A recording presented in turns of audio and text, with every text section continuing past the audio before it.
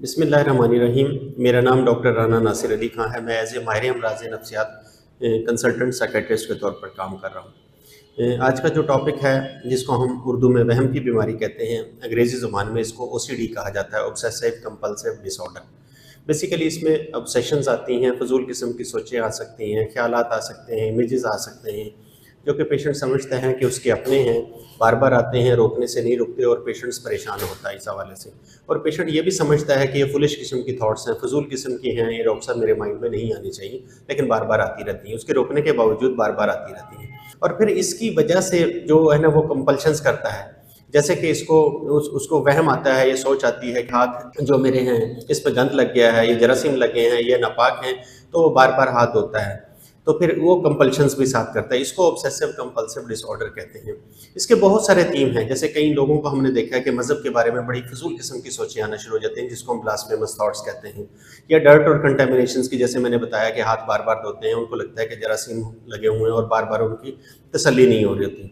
और कई लोगों में देखा है सेक्शुअल बहुत ज़्यादा थॉट्स आती हैं, सेक्शुअल अर्जेस आती हैं, जिनसी ख्यालात बेतहाशा आ जाते हैं। और फिर इसके अलावा कई लोगों में ये भी देखा है कि ऑर्डरलीनेस बड़ी होती है, चीज़ें बड़ी तरतीब के अंदर रखने की, बेतहाशा तरतीब के अंदर रखने की आदत होती है। थोड़ा सा भी बेतरतीबी हो तो उस पर उनको नागवार गुजरता है और अच्छा नहीं लगता और अनकंफर्टेबल फील करते हैं। फिर इसके अलावा एक्सेसिव क्लीनलीनेस होती है, सफाई सुथराई का बहुत ज़्यादा ख्याल रखते हैं, बार बार कोई घर में आ गया तो सफाई बार बार करेंगे, जरासीम लगे हैं जैसे ये हैं।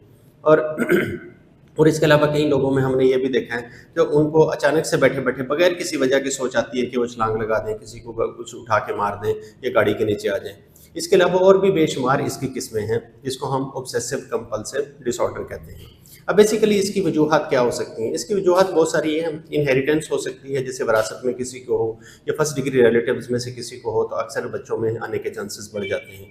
फिर इसके अलावा जो है ना, एक हमारे ब्रेन का एक पार्ट होता है जिसको हम कार्टिकोस्ट्राइटल थैलेमिक लूप कहते हैं, उसके अंदर उसका प्रॉब्लम्स आना शुरू हो जाते हैं। फिर उसकी वजह से ये अक्सर लोगों के अंदर ये अलामत आने शुरू हो जाती हैं। अब हम आ जाते हैं इसके ट्रीटमेंट की तरफ। ट्रीटमेंट बेसिकली दो हिस्सों पर मुश्तमिल होता है, जिसको हम एक कहते हैं फार्माकोलॉजिकल ट्रीटमेंट और दूसरे को हम कहते हैं नॉन फार्माकोलॉजिकल ट्रीटमेंट।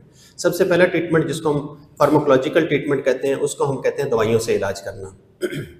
इसमें जो सबसे अच्छी जो दवाइयाँ हैं आजकल, जैसे टेक्नोलॉजी नई से नई आ गई, दवाइयाँ भी नई से नई आ गई हैं, तो इसमें एसएसआर आई हैं, सेलेक्टिव सेरोटोनिन रीअपटेक इनहिबिटर्स हैं, या एसएनआर आई हैं, सेलेक्टिव नॉरेपिनेफ्रिन रीअपटेक इनहिबिटर्स हैं, या समहाउ टीसीएस भी कुछ बीमारियों के अंदर रेजिस्टेंट जिस तरह के केसेस होते हैं तो उसमें हम ट्राइसाइक्लिक एंटीडिप्रेसेंट्स का इस्तेमाल करते हैं।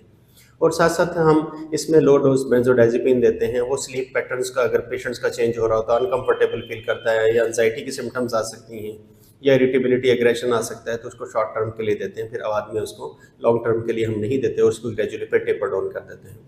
और जो नॉन फार्माकोलॉजिकल ट्रीटमेंट है, ये बातचीत से इलाज है, उसका हम लाइजोन बनाते हैं बेसिकली हमारे कंसर्न क्लिनिकल साइकोलॉजिस्ट के साथ, जिनकी स्पेशलिटी होती हैं।